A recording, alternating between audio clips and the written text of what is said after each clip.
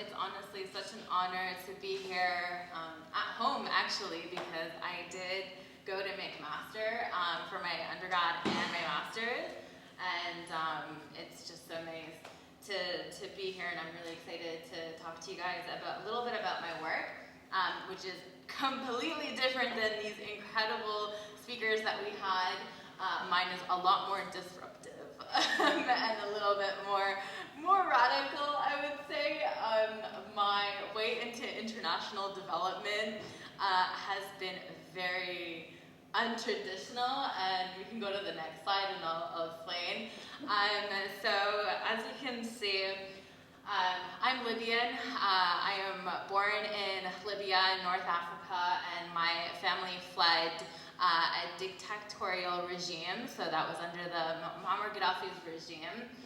My family had family members who were murdered, so a lot of my activism actually came from anger and from, I would say, vengeance towards those who have abused their power and who have committed injustices, especially towards marginalized people and towards women.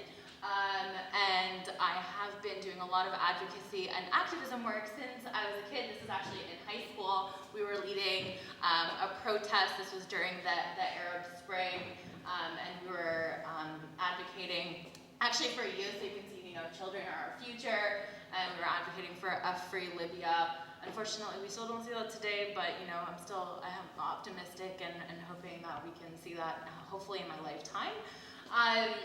As I mentioned, I do have a non-traditional background. I studied literature, so I don't come from a political science background. However, I have leveraged literature as a tool and as a method of resistance and a way to examine kind of like politics through literature, and how literature has actually been a method of resistance for a lot of marginalized folks. And I was actually part of the first cohort of McMun, like McMaster Model United Nations. So you can see here I was representing Libya, and it was probably one of the most meaningful times of my undergraduate career here, and it was so memorable, and it really inspired my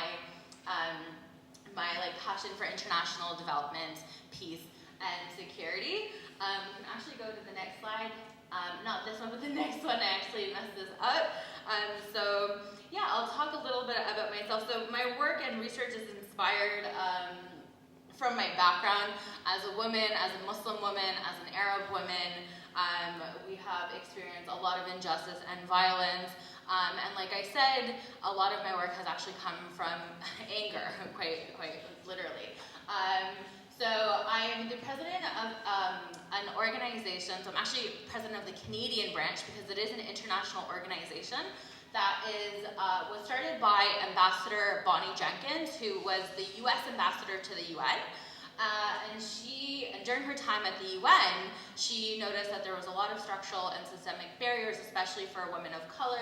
So she started this organization that really explores explores peace and security and conflict transformation, but really looking at it from women of color's perspective. And how did she find me? Well, this is interesting because I have a big mouth on what used to be Twitter. And my Twitter got me into a lot of trouble back in the day. And I used these platforms to advocate for peace and justice and human rights. And quite frankly, I really just, I called people out, I called people, I called institutions, and I continue to do that. And I'm unapologetic about the way that I approach this, because sometimes, when you're an Arab woman, you just gotta, play into the image that we're radical, we're angry, and you know what, that's fine, because I am, and it's in my blood, and sometimes talking softly isn't gonna get me anywhere, and I have to be disruptive in order to make some change. And through my Twitter, I was noticed by some politicians and organizations, sometimes not in the greatest way, but I was noticed by Bonnie, and she asked me to join her organization, and she kind of saw the potential in me. And so we got together and we used this organization to host several events And we do this through just dialogue with different stakeholders and institutions. We've collaborated with Amnesty International, the Canadian Defence and Security Network, WISE, which is Women in International Security, the UN as well, and we've done a lot of research and stuff. And actually, most recently, we are publishing this week, today maybe, I'm publishing a paper with the Women, Peace and Security Network of Canada, where I actually criticize Canadian domestic and foreign policy. And so a lot of my work is really looking at what's already there, but challenging a lot of the stuff that's out there. Because the issue is not that we need to create new solutions. The solutions are there. The issue is with implementation and finding ways to accurately implement what's already there. So we build at WCAPS, we actually build off of the SDGs, and we are committed to the same mission and vision as the UN, but we're also unapologetic in challenging these systems and recognizing how these systems also perpetuate a lot of injustices. And so that's kind of a little bit of where my work has been. We can go to the one before that. So really our key focus areas is in 3 SDGs. So of course in women's leadership and peace and security, in addressing inequalities and inclusive development, in global partnerships, advocacy, implementation, and so that's what we have been doing. And I'm going to try to make this really short because I know we're running out of time. So I'll go into the call to action. So my call to action is really built off of Martin Luther King Jr.'s quote of building bridges, not walls. I think I used to have an approach where I used to see life and, okay, we cannot collaborate with these institutions.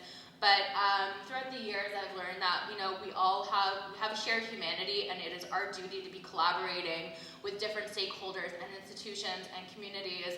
And it's through this collaboration that we're going to create meaningful change and find innovative solutions to these pressing issues. So I'm going to start by saying that we need to see ourselves as actors, because honestly every single one of us can implement a change, and we're not going to find justice and peace within the institutions themselves. We're going to find them within ourselves, and then and through fostering these collaborations and communities. And it's really important to just ensure that, to be unapologetic, to be courageous. You're gonna definitely encounter a lot of barriers. I know, like I said, I'm a Muslim Arab woman, I'm an immigrant. I've had to suffer through a lot in this life. However, I'm also a fighter. And that really pushed me to just continue despite all the stuff that I have suffered from. And especially this goes towards women and towards women of color. You're really going to experience a lot of barriers. People are going to tell you things. I've been told that university is not for me, that I should drop out of university, and I'm doing a PhD at U of T, so it's crazy. I've been told, to be silent. I've been put on, watch lists. I've been labeled as terrorist. I've been called a spy. I've been called everything you could think of.